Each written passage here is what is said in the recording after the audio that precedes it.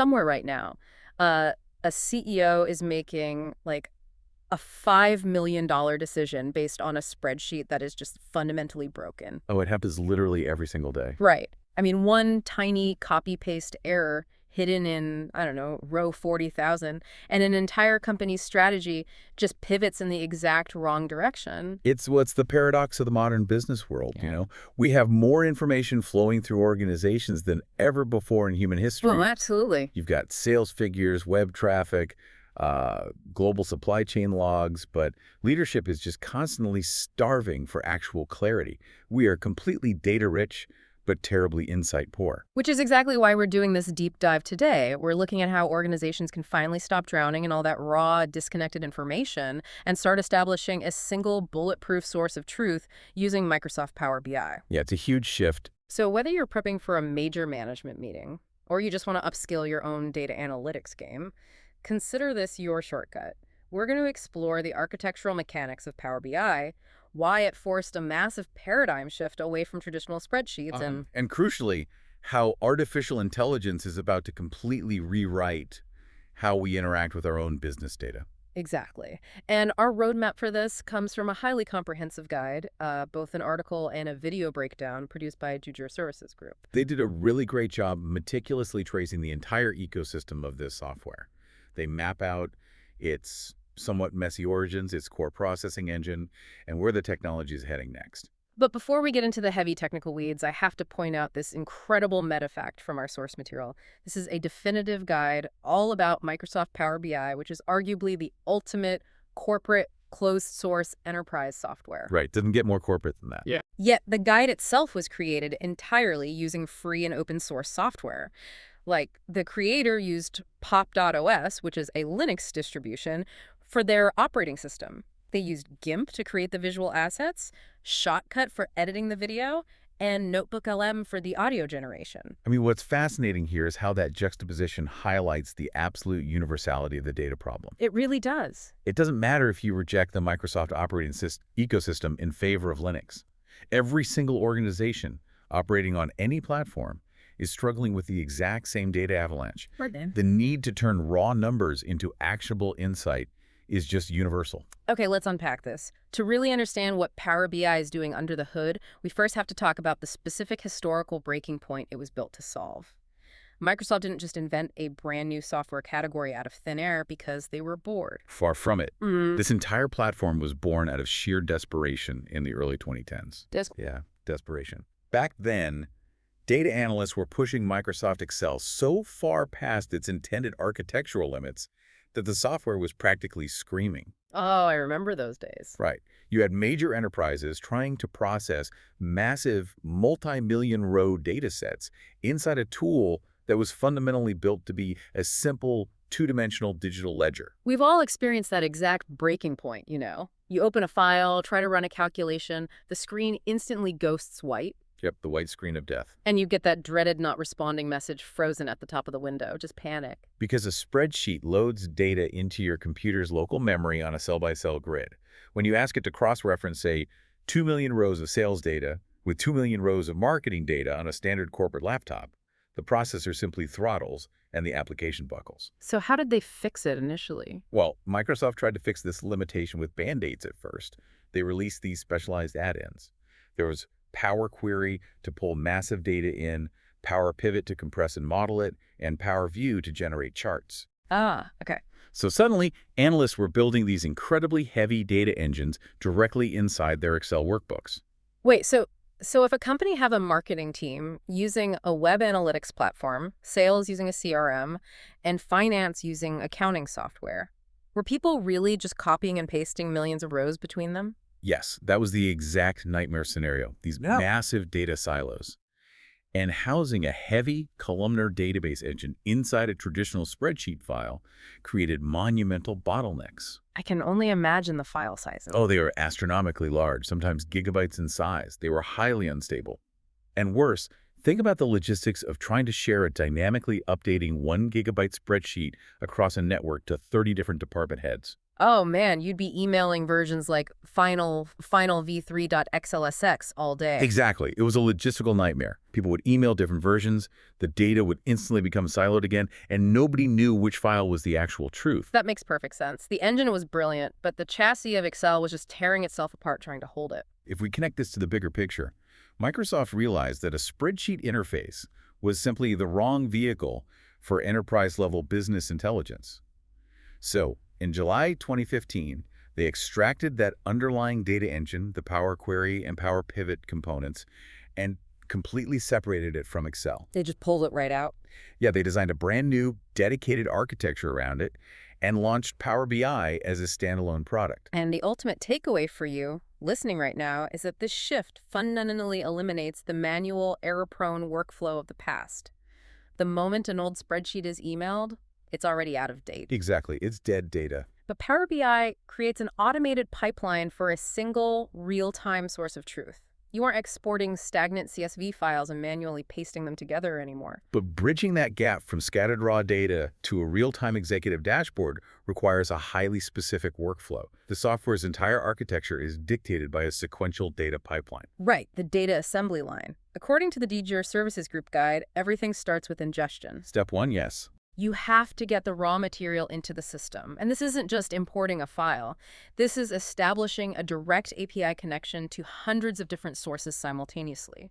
You can point Power BI at an on-premises SQL database, a cloud platform like Salesforce, and a local folder full of CSV files and tell it to pull from all of them at once. But once you establish those connections, you immediately run into the reality of business data, which is that it's always a mess. Always. You might pull in European sales data where the dates are formatted day, month, year, and then US data formatted month, day, year. If you don't resolve that, your timeline analysis will be completely ruined. Which brings us to the second step, the shaping phase. And this is where that Power Query engine comes into play, right? Yes. You aren't manually going through and fixing cells one by one. You use Power Query to build a set of automated instructions. So you tell it, like, every time you ingest data from the European server, automatically convert the date format, remove all blank rows, and delete the employee ID column because we don't need it. Precisely. Yeah. It creates a repeatable script. So tomorrow, when new data flows in, it gets scrubbed and standardized perfectly without any human intervention. But even after the data is perfectly clean, you can't just throw it onto a bar chart. The separate tables don't know how to talk to each other yet. Right.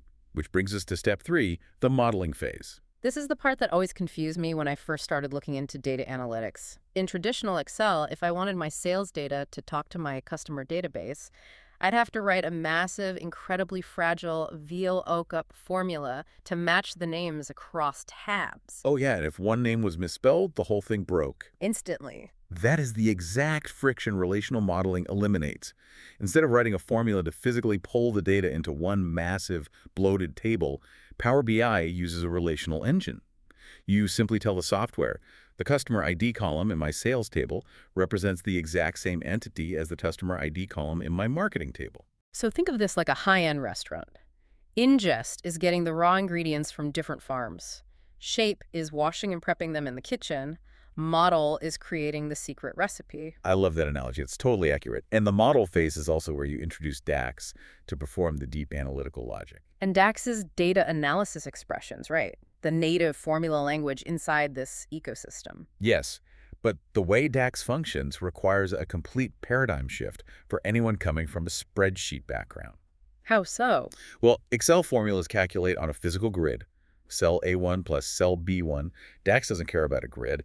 It calculates across entire tables and relies entirely on filter context. So going back to the restaurant, DAX is like adjusting the seasoning dynamically based on who ordered the dish. Exactly. Or think of DAX less like an Excel formula and more like a set of dynamic filters on a camera lens.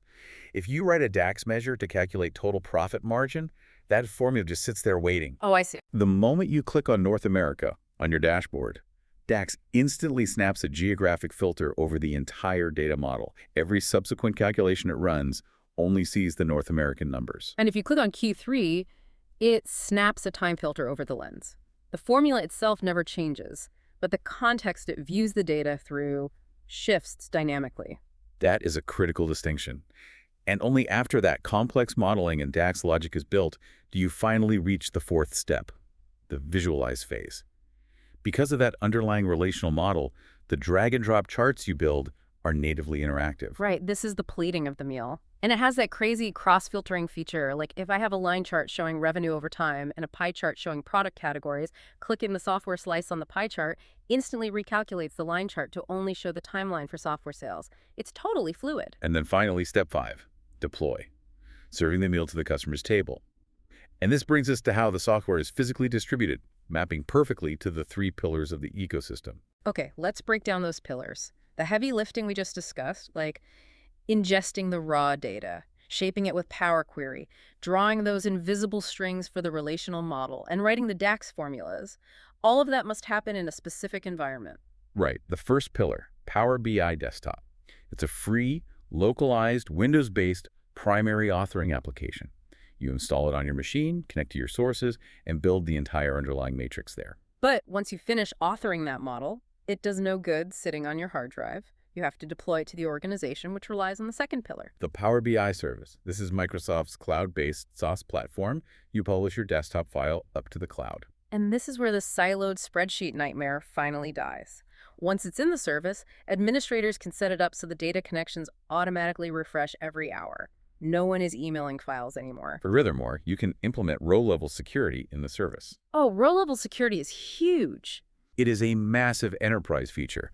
You can take a single global sales dashboard, publish it to the service, and set security protocols so that when the European manager logs in, the data model instantly filters to only show European data. Wow, so they don't even see the other regions. Exactly.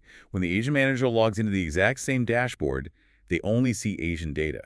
It's one single source of truth, dynamically tailored to the viewer. Which flows perfectly into the third and final pillar, Power BI Mobile. Dedicated applications strictly for data consumption on the go, automatically adjusting to small phone or tablet screens. And this entire 3-pillar architecture, desktop, service, mobile, it perfectly mirrors the actual human hierarchy operating inside a typical company. Yeah, let's talk about the user hierarchy, because not everyone is doing everything, right? Right. At the foundational level, you have the data analysts. They're the builders. They spend practically their entire professional lives inside the Power BI desktop application. Writing the DAX and building models. Exactly. They're writing the complex DAX measures, troubleshooting the Power Query scripts, Yeah. and ensuring the relational model doesn't break. Then, moving one level up, you have the department managers. They are the interactors. They aren't writing code or building models from scratch. They live in the cloud-based Power BI service via their web browsers. They're taking the dashboards the analysts build, filtering them to track their specific team's daily metrics, and looking for operational trends. And at the very top of the hierarchy, you have the executives, the decision makers. They are almost never looking at the raw data tables. And they definitely aren't opening the desktop app. No, absolutely not. They are pulling out their phones in an airport lounge, opening the Power BI mobile app, and looking at high-level visualized summaries. They need to spot operational bottlenecks at a glance without getting bogged down in the technical details. It's a highly cohesive ecosystem, and that deep integration is consistently cited as the platform's biggest pro. Like, if your company is already entrenched in the Microsoft infrastructure, running on Azure servers, using Microsoft Teams, and managing finances in Excel, adopting Power BI feels completely frictionless. You can literally embed a fully interactive report directly into a Teams channel chat so people can filter data during a video call. That's wild. But we promised a balanced perspective, and there are definitely significant friction points. The steepest barrier for any team adopting this platform is, undeniably, DAX. Oh, for sure. So what does this all mean for beginners? Because I've seen highly competent professionals, people who have been absolute wizards in Excel for 15 years, open Power BI, try to write a simple conditional sum using DAX, and hit an absolute brick wall. It's because it requires you to unlearn your instincts. When you are used to pointing a formula at physical cells, wrapping your head around filter context, row context, and context transition inside DAX can be incredibly frustrating. So if you go in expecting DAX to act exactly like an Excel formula, you're going to have a really bad time. A terrible time. It is a powerful language, but it is deeply unforgiving to beginners. And there is another major hurdle highlighted in our source materials, specifically regarding that core authoring environment. Power BI Desktop is strictly Windows only, period. Yes. There is no native Mac version, and there is certainly no native Linux version. If you are a developer or an analyst who prefers to work outside the Microsoft OS ecosystem, this is a massive roadblock. Which circles right back to the creator of our guide. They operate on pop.os. To do the heavy lifting of data modeling locally, tech professionals on Linux or Mac have to employ significant workarounds. Yeah, they have to configure a Windows virtual machine using virtualization software like Gnome boxes. Or they have to partition their hard drive and set up a totally separate dual boot system just to run this one application natively. It's a glaring accessibility limitation for the broader tech community. I mean, jumping through hoops just to open the software. It is a limitation. But what's fascinating here is how Microsoft is actively attempting to bypass the steepest parts of the learning curve entirely. They are pivoting the platform's future heavily toward artificial intelligence. Here's where it gets really interesting. The integration of Microsoft Copilot into the business intelligence workflow is about to change everything for the non-technical user. Historically, if a marketing executive wanted to know the year-over-year profit margins for a specific product line, and that specific view wasn't already built into their dashboard, they had to submit a ticket to the analytics team. Right, and wait. Exactly. An analyst had to go into the desktop app, write the specific DAX measure, build the visual, and republish it. It could take days. But with AI, we are moving into the era of conversational analytics. You basically bypass the code entirely. You open the report, click the Copilot chat box, and simply type your request in natural conversational English. You just say, calculate the year-over-year profit margins for product line X, and break it down by region. And the large language model interprets that English request, goes into the underlying data model, automatically generates the correct DAX code in the background, renders the specific bar chart on your screen, and even writes out a natural language summary of the key findings. It completely shatters the technical barrier. The reliance on static, pre-built executive dashboards is going to plummet. That's a huge shift. Instead of consuming a fixed view of the past, users will have an on-demand, fluid dialogue with their own data. They can ask follow-up questions, request trend forecasts, and dig into anomalies instantly without needing a translator who speaks DAX. Okay, so if you're listening to this and you realize you need to get your hands on this workflow, the barrier to start practicing is actually incredibly low. You don't need a massive corporate budget to learn this. The Power BI desktop application is completely free to download. You can install it right now and start building. Though a quick caveat on that. While the desktop app is free, accessing the cloud features, like publishing to the Power BI service, requires you to sign up for an account using a corporate or educational email address.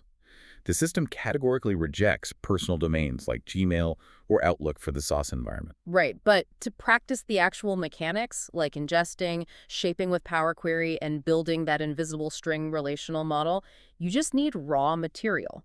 The source guide highly recommends heading over to public data repositories like Kaggle. Oh, Kaggle is great for this. You can download incredibly detailed, messy datasets on practically anything. Video game sales histories, global weather patterns, supply chain logs. Pull a dataset you are genuinely curious about into the desktop app and start cleaning it. Because once you successfully transition from wrestling with stagnant grids of numbers to interacting with a dynamic relational data model, you will never look at a spreadsheet the same way again. It completely alters how you perceive organizational information. You stop manually digging through the boxes in that dimly lit warehouse, and you build an engine that hands you exactly what you need. So, let's do a rapid recap. Sure. Power BI takes scattered spreadsheets and isolated databases and transforms them into a single interactive source of truth. It bridges the gap between raw numbers and business strategy. It takes you from data-rich to insight-rich. Exactly. So my challenge to you, listening right now, is to go find a data set you care about, load it up into the desktop app, and see what the data has been trying to tell you. This raises an important question, though, and it's something we really have to consider given the rapid advancement of AI and Copilot. What's that? If natural language processing gets so incredibly sophisticated that any manager can simply ask their phone for complex, multi-layered data analysis, does the traditional role of the data analyst eventually become obsolete? Wow. Or will the analysts of tomorrow simply evolve into AI data whisperers, auditing the algorithms and managing the security of the models rather than ever writing the code themselves?